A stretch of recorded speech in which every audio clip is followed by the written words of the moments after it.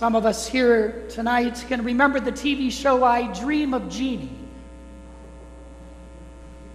Perhaps you can still catch it on whatever the channel that is that has old-time classics. But in the spirit of Genie in a Bottle, I would like to ask you tonight, if you could have anything you wanted, if you could have anything you wanted, what would you ask for? If you could have anything you wanted, what would you ask for? Now, thankfully, you won't have to answer that out loud tonight. But I bet each and every one of us gathered here tonight has an answer to that question. And it's an important one because, why, it's the question that Jesus asked of Bartimaeus and of you and I tonight. What do you want me to do for you? Come to think of it, have we heard that question from Jesus before? Do you remember? Does it seem like Groundhog Day all over again? Because if it does, that means you are paying attention. Because if you remember last Sunday, Jesus asked the exact same question to whom? To James and John. What do you want me to do for you? And of course, we remember James and John were looking for glory. They were looking for places of honor. But it's a question that, why, it comes back to us this week, just in case we forgot to answer the question last Sunday, along with James and John.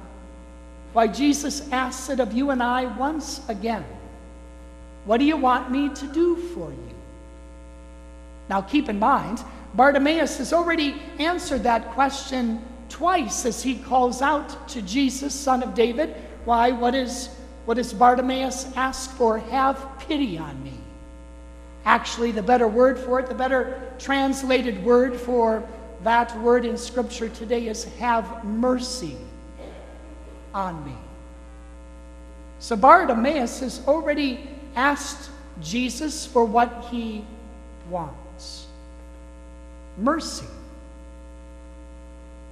But Jesus invites Bartimaeus and invites you and I to be a bit more specific, to be a bit more clear, to be a bit more, well, bold. So Bartimaeus answers, Master, I want to see. What a great answer, coming especially from a man that is blind.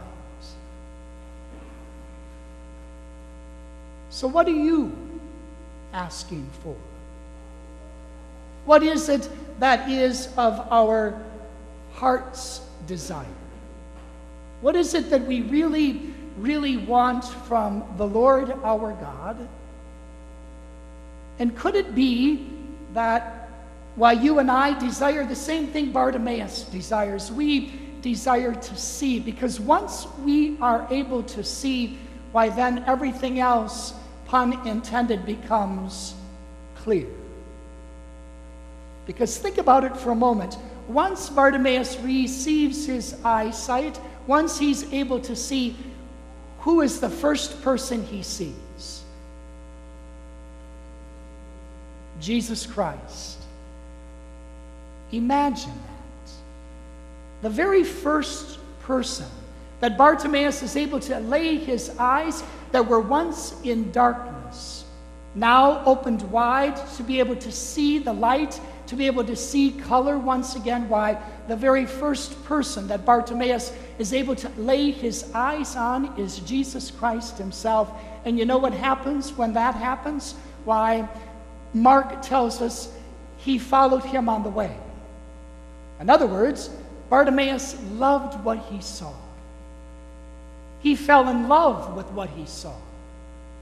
Because you know something? Our greatest desire will always lead you and I to become beggars. like Bartimaeus was. Think about it for a moment. Why do men, when they ask their hoped-for wife to marry them, why do men get down on bended knee?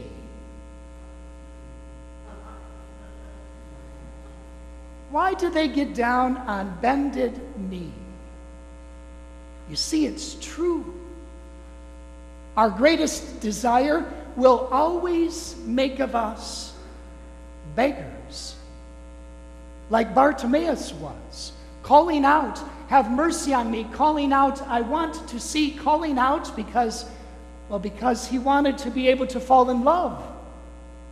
And the only way that that could happen was through the gift of sight and insight.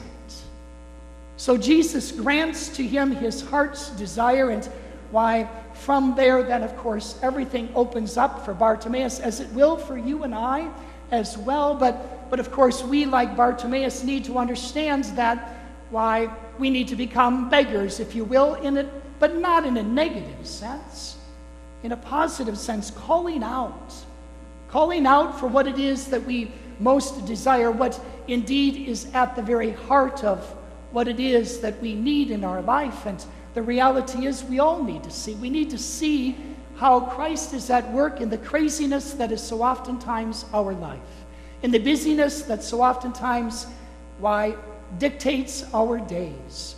We find ourselves running here and going there, and we find ourselves, of course, accumulating lots of layers of, junk and stuff, and as a result of that, we become blind as well. We become blind to the people around us. We become blind to the gift of love that is right in front of our faces because, of course, we're so busy and we're so active and we're so much on the go and going here and going there. And also, we're also so set in our ways. But notice, in order for Bartimaeus, in order for him to see, what does he have to do on that roadside encounter with Jesus Christ? Why, Mark tells us, before he springs up, he had to throw something aside. He had to get rid of the cloak that covered him, that weighed him down, that prevented him from seeing and discovering light once again. And so you and I then need to be mindful of those cloaks that we've placed over ourselves, either consciously or unconsciously, that prohibit us from seeing as we truly desire to see. Because the reality is, all of us throughout our lives are so guilty of sleepwalking through life itself that we lose sight. We lose the insight of those that are closest to us, that are those constant daily reminders of the very presence of Christ that stands right in front of us and invites us to see, and invites you and I to fall in love, so that then we might follow, that we might follow him on the way. So we come today and we're asked the question again this week, as we were last week, what do you want me to do for you? May our response to the Lord our God, who loves us so, may it be the same response as Bartimaeus. Master, help us to see. Help us to see you in our lives and the lives of the people around us, in the work that we do, in the activities that are ours, in the events of each and every day, so that we might not only see, but that we might live and rejoice in love that is before us, within us, and around us.